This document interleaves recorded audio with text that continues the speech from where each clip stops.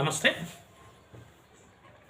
మెడ్చల్ ప్రాంతంలో ఉన్నటువంటి ప్రముఖ ప్రైవేట్ యూనివర్సిటీకి సంబంధించిన ఇష్యూపై హైకోర్టు స్పందన ఏ విధంగా ఉందో ఒకసారి మనం చూద్దాం.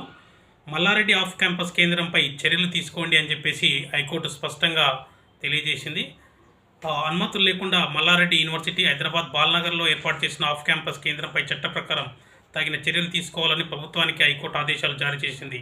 దూలపల్లిలోని మల్లారెడ్డి యూనివర్సిటీ, బాల్నగర్లోని centre of excellency for commerce and design పేరుతో ఆఫ్ క్యాంపస్ ఏర్పాటు చేయడాన్ని సవాల్ చేస్తూ నవీన ఎడ్యుకేషనల్ సొసైటీ తదితరులు హైకోర్టులో పిటిషన్ దాఖలు చేశారు.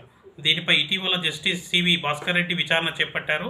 పిటిషనర్ తరపు న్యాయవాది వాదన వినిపిస్తూ రాష్ట్ర ప్రభుత్వం, యూనివర్సిటీ గ్రాంట్ కమిషన్, యూజీసీ అనుమతులు లేకుండా ఆఫ్ క్యాంపస్ కేంద్రం ఏర్పాటు చేయరాదన్నారు. ఈ కేంద్రంలో బీకామ్, బీఎస్సీ కోర్సులకు 2024-25 విద్యా సంవత్సరానికి అడ్మిషన్లు చేపడుతున్నారని, వీటిని నిలువరించడానికి తగిన ఆదేశాలు జారీ చేయాలని కోరారు.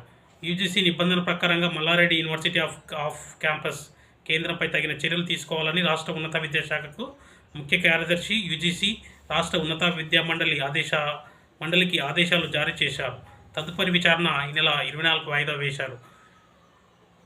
ఇక్కడ మనకు చూస్తే అర్థమైనటువంటిది అంశం ఏంటంటే, నీట్గా క్లియర్గా హైకోర్టు ఏం చెప్పింది అంటే, ఆ క్యాంపస్కి యూజీసీ నిబంధన ప్రకారంగా ఆఫ్ క్యాంపస్లు పెట్టడానికి అవకాశం లేదు కాబట్టి వారిపైన తగిన చర్యలు తీసుకోవాలని చెప్పేసి రాష్ట్ర ప్రభుత్వానికి, రాష్ట్ర ఉన్నత విద్యాశాఖకి నోటీసులు జారీ చేయడం జరిగింది.